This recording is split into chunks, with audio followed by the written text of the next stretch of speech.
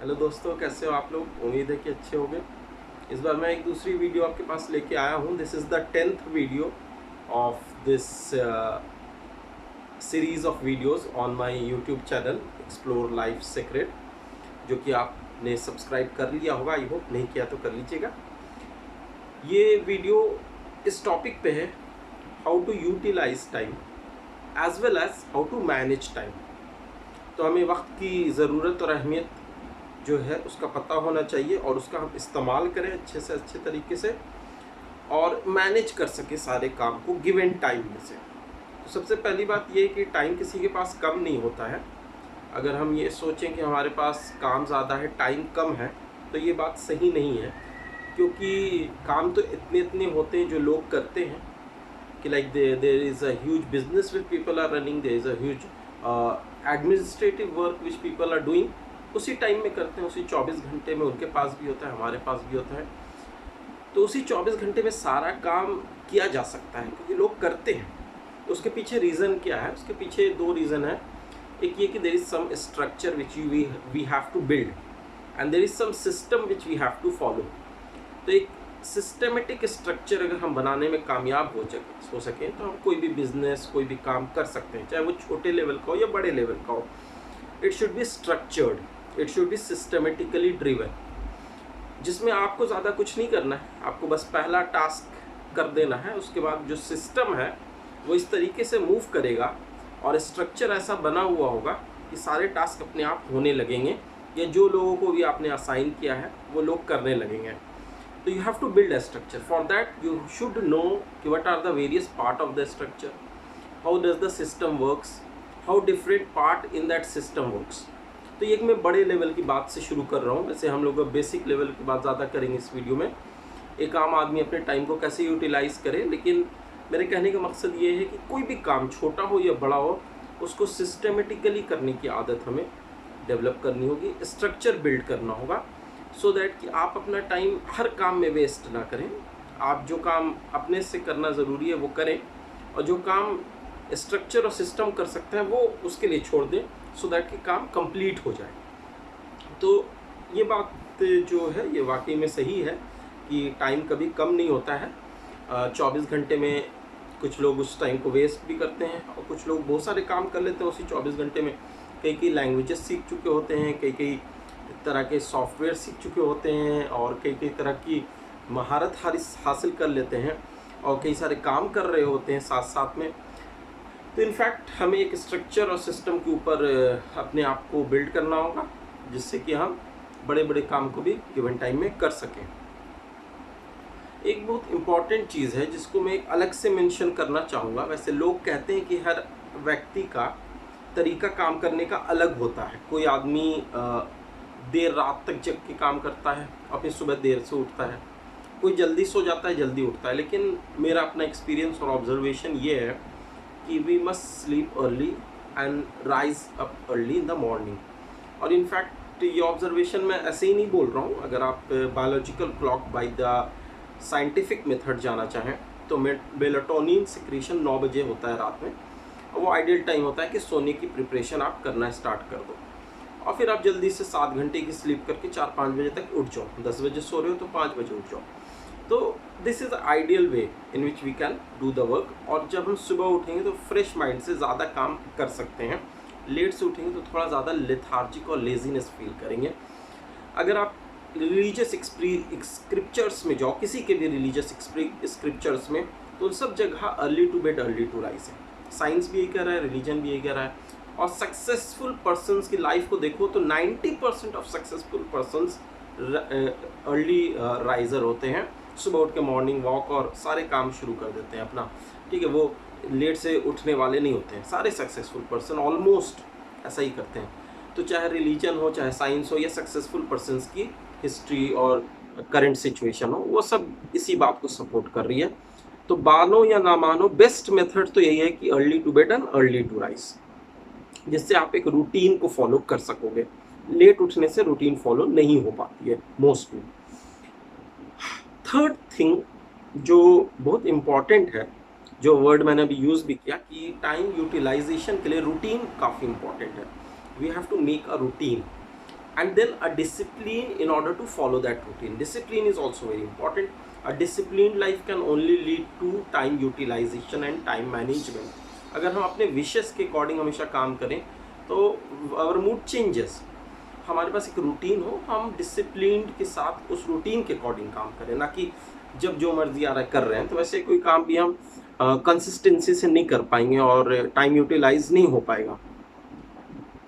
और एक काफ़ी इम्पॉर्टेंट और छोटी सी बात है लेकिन काफ़ी इम्पॉर्टेंट है रूटीन के रिगार्डिंग, कि आप लॉन्ग टर्म और वीकली रूटीन्स तो बनाओ ही और डेली रूटीन्स भी बनाओ, लेकिन रात में सोने से पहले अगले दिन क्या क्या करना है उसका एक टाइमलाइन, उसकी एक रूटीन, इसका स्ट्रक्चर बना दो और फिर आप सो दैट कि आपके दिमाग में क्लटर्ड नहीं हो अननेसेसरी इन्फॉर्मेशन कि कल ये भी करना है, वो भी करना है, वो भी करना है। नहीं, सारा कुछ प्लान्ड एक पेज पे लिखा हुआ होना चाहिए कि सुबह उठ के मुझे ये करना है, फिर ये करना है, फिर ये करना है, क्या क्या टाइम गैप रखना है, ये ओवरऑल कल का क्या टास्क है, उसके ऑर्डर्स क्या क्या है उनको करने के, उसका एक रफ स्ट्रक्चर आप कॉपी में लिख लो डेली रात में सोने से पहले।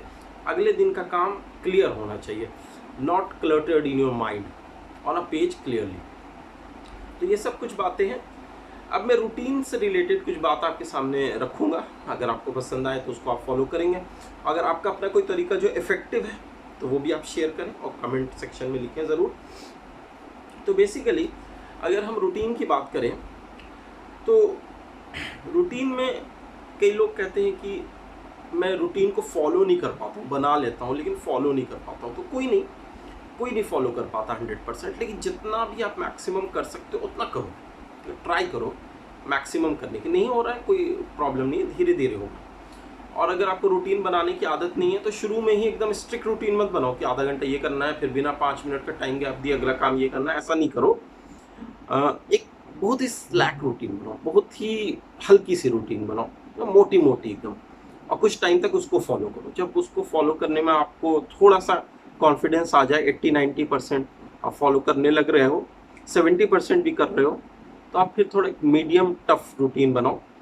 उसके बाद जब उसको भी आप फॉलो कर रहे हो तो एक स्ट्रिक्ट रूटीन बनाओ, ठीक है, जिसमें आप अपने सारे काम को मैनेज कर सको। तो धीरे धीरे स्टेप बाय स्टेप, एक बार में एकदम स्ट्रिक्ट रूटीन नहीं बनानी है, स्टेप बाय स्टेप हमें धीरे धीरे अपनी एक रूटीन लाइफ बनानी है, जिससे कि हम सारे काम को कर भी लें, टाइम यूटिलाइज भी हो जाए। और एक बात ये भी है कि हम लोग अपने आप को रूटीन पे स्टिक रखें। कहने का मतलब ये है कि we don't go with our wishes, जो हमने प्लान किया है उस रूटीन को स्टिक करें। अब इसमें जो मैं बात आपके सामने रखना चाह रहा हूँ, ये रखना चाह रहा हूँ कि अगर कोई काम करते करते आपको वो काम अच्छा लगने लगा, तो आप सोच लो 1 घंटे नहीं मैं 2 घंटे करूँगा, नहीं ऐसा मत करो। क्योंकि अगर आप उसको 1 घंटे की जगह 2 घंटे करोगे तो आपको लग तो रहा है कि आपको फ़ायदा होगा, क्योंकि एक काम आपके प्लान्ड काम में से था और आप इसमें ज़्यादा टाइम दे रहे हो तो ज़्यादा फ़ायदा होगा।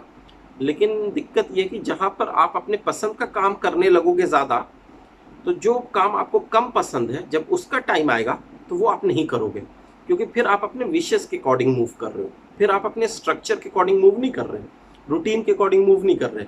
तो जो काम अच्छा लगता है उसको भी रूटीन के अकॉर्डिंग चलो, उसको भी ज़्यादा मत करो। तो उस केस में जो काम अच्छा नहीं लग रहा है वो भी आप करोगे, ऐसा नहीं कि उसको छोड़ दोगे, क्योंकि आपने स्ट्रक्चर को फॉलो कर रखा है। कहीं पर भी आप स्ट्रक्चर से इधर उधर होने की कोशिश करोगे तो बस उस जगह पे नहीं होगे, हर जगह पे हो जाओगे।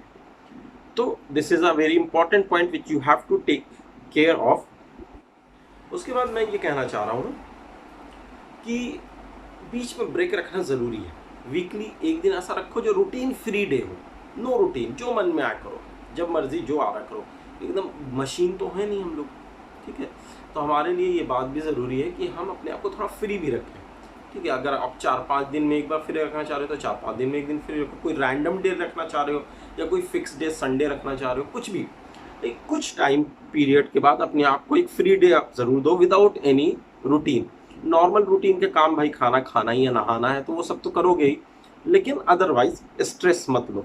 इट इज़ ऑल्सो इम्पॉर्टेंट, वो आपको बाकी डेज में रूटीन को फॉलो करने में हेल्प करेगा। तो this break is very important actually. एक चीज़ ये होती है कि कई बार हम काम करते हैं, फिर अगला काम का टाइम आता है तो वो जब शुरू करते हैं तो हम पिछले काम के बारे में सोचने लगते हैं। ऐसा ना करें, जो काम अभी हमारा उस पर फोकस करें। When the work is over, जब उसका टाइम चला गया, then it is over. And if there is a work which is upcoming, तो जब उसका टाइम आएगा तब उसको करेंगे। अभी सोच के टाइम वेस्ट नहीं करना, जो अभी रूटीन का काम है उसको अभी करेंगे। हाँ, बीच में अगर आपके कुछ गैप्स हैं तो उसमें आप कुछ सोच सकते हो डेफिनेटली, लेकिन when it is over it is over, when it will come then we will see. Right now our purpose is to do this work, so we will do this work. तो ये भी एक important है, focus on the present. Another thing ये कि हर चीज़ आपके routine के हिसाब से या मेरे रूटीन के हिसाब से लाइफ में नहीं चलती है। हर चीज़ प्लान नहीं होती है, कई बार अनप्लान्ड चीज़ें पॉपअप कर जाएंगी। कोई गेस्ट आ गया, कोई बीमार हो गया, कुछ भी हो सकता है, बहुत सारी पॉसिबिलिटीज़ हैं, अच्छी बुरी कुछ भी इवेंट्स हो सकते हैं। तो उससे आपका अपना बनाया हुआ रूटीन फेल हो जाएगा उस केस में। तो वहाँ पे पैनिक नहीं होना है, don't get panic with your routine. ठीक है, प्रायोरिटी अभी इस काम की तो करेंगे, अभी अपने रूटीन को थोड़ा देर के रोक लेते हैं, कोई बात नहीं। इसका मतलब ये नहीं कि हमने ओवरऑल अपने रूटीन को छोड़ ही दिया, इसका ये कदापि मतलब नहीं है। ये मत समझना कि आपने एक काम रूटीन का नहीं किया या दो काम रूटीन का नहीं किया मतलब आपने रूटीन फेल हो गई। कई लोग सोचते हैं ऐसा नहीं, आप स्टिक रहो रूटीन को। कुछ काम आ गया तो आ गया, उसको निपटा देते हैं, फिर बाकी काम करते हैं रूटीन का। आगे जाके उसमें चेंजेस कर देंगे, कल के काम में थोड़ा ऊपर नीचे कर देंगे, या भी जैसे है वैसे ही फॉलो करेंगे। लेकिन डिसहार्टन नहीं होना है, don't get panicky about routine. Routine wants to help you, ठीक है, वो आपको डिस्टर्ब करने के लिए नहीं है।